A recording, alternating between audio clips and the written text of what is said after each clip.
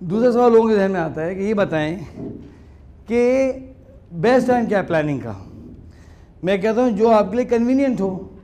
اگر آپ کا صبح کنوینئنٹ ہے تو اگلے دن صبح تک پلان کریں, دوپہر کنوینئنٹ ہے تو اگلے دن دوپہر تک پلان کریں. کچھ لوگوں کے لیے رات کنوینئنٹ ہوتا ہے, خواتین اسپیشلی, بچے سو گئے سارے, اب آپ سکون سے بیٹھی ہیں, نہ ماسیاں ہیں سر پہ, نہ بچے ہیں, ہے نا, آپ بیٹھ کے آرام سے اگلے دن کی رات تک پلان کر لیں. لیکن لوگوں کو تو چین نہیں ہے. لوگ کیا کہتے ہیں کہ سب سے بیسٹ ٹائم پلاننگ کا کیا ہوتا ہے؟ سب سے بیسٹ ٹائم پلاننگ ہوتا ہے فجر سے پہلے. کیوں؟ جہاں آپ نے فجر پڑھی تو your execution must start.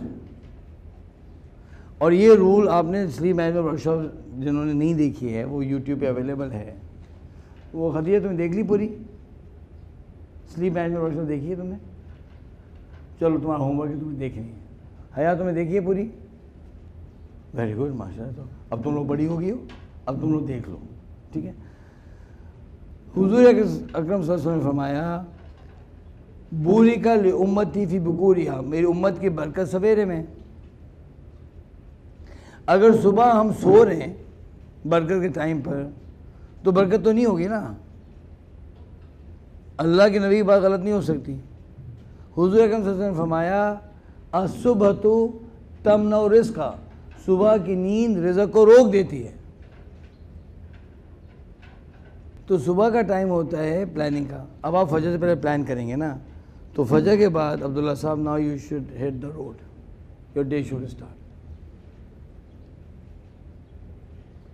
Yamin Sahib ایک بڑی ضرورت بات کرتے ہیں. وہ کہتے ہیں کہ جو شخص صبح بستر میں نیند سے جنگ جیت نہیں سکتا وہ زندگی کو جنگ جیت نہیں سکتا ہے. اچھا, میں دل سوچا تھا شروع میں کہ یار بہت ہیوی ڈوز لگا دی ہے امین صاحب نے. میں نے چند دن سوچتا رہا ان کی بات پہ, میں کہا نہیں بات کہی صحیح ہے. اگر آپ کی فجر ہو چکی ہے اور آپ کا دن کا پلان نہیں بنا ہے, اس کا مطلب یہ ہے کہ آپ گھر کی کنسٹرکشن شروع کرنے کے بعد پلان کرنا چاہتے ہیں. اس کا مطلب یہ ہے کہ جنگ کی فائرنگ شروع ہونے کے بعد آپ پلان کرنا چاہتے ہیں.